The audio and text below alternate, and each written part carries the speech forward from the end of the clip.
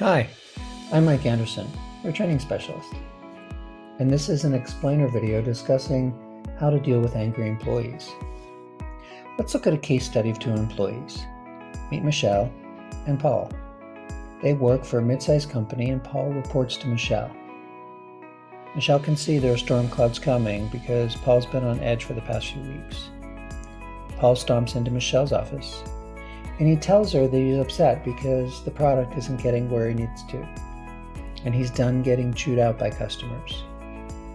He tells her, "You deal with it. I've done my part, and it's about time you and everyone else does theirs." Michelle's contemplating how to respond. She knows meeting his anger with anger isn't wise, and she knows that belittling his arguments won't help. And just pacifying him will only encourage him to act this way again.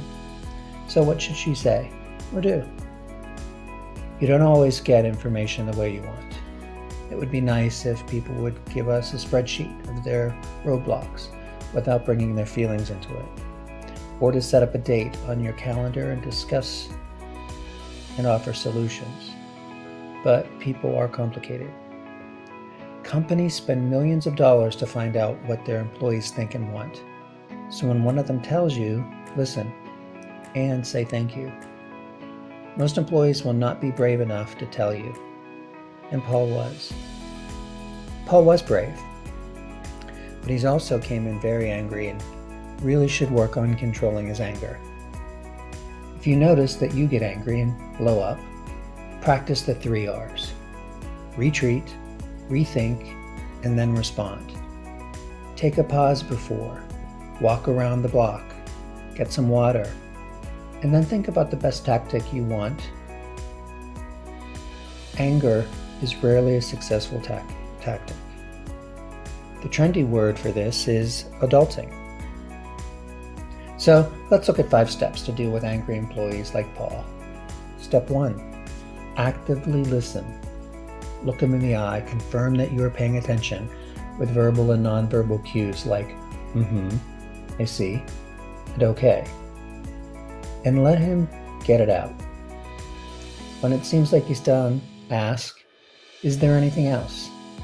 And let him continue to talk it out. Sometimes if you're really lucky and you look like you care, he'll calm down right here. When he's really done, validate his feelings with positive statements like, that must be frustrating, or I hate when that happens, or I'm sorry you're so upset. Also think back to a time when you were upset and someone was kind to you. If you want this interaction to go well, be kind and know that his reaction is not about you. Step 2, thank him and really mean it. Again, he's giving you data you don't have, so don't shoot the messenger.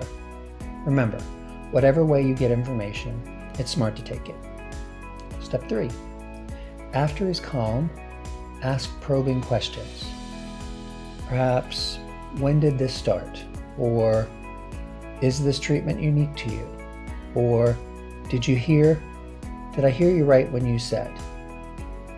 You're helping him channel his passion productively, which is an important part of employee retention. And if you're a manager, it's your main job. Step 4, as he is complaining, ask yourself, what would be the best solution for the problem? A better process, more communication, or more resources? And once you decide what the solution should be, ask him questions that will get him to say the solution. Ask, I wonder what process solution might be helpful, or what options do we have? You are indeed playing dumb here, because if he comes up with a solution himself, he might volunteer to initiate and fix it, focusing his passions on something productive instead of complaining. Step 5, restore order. Get an agreement from him by asking something like, do you think this plan of action will resolve the issue?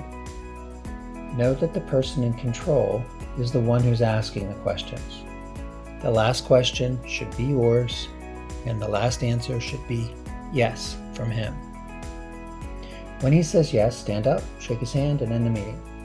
No one really knows how loyalty is built, but helping someone when they're stressed is a great start. Now there's a disclaimer.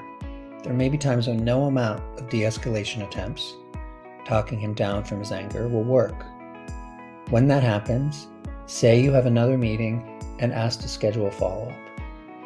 If you're afraid, find an excuse to go to a common area. Dealing with people is hard. Counselors go to school for years to learn how to de-escalate anger. You'll get better with time. Validate the person's feelings, and again, know that this isn't personal, no matter what he says. So this was Mike Anderson, your training expert, and I hope you found this helpful. For more information on how to deal with conflict in the workplace, check out my e-learning courses on my portfolio. Goodbye.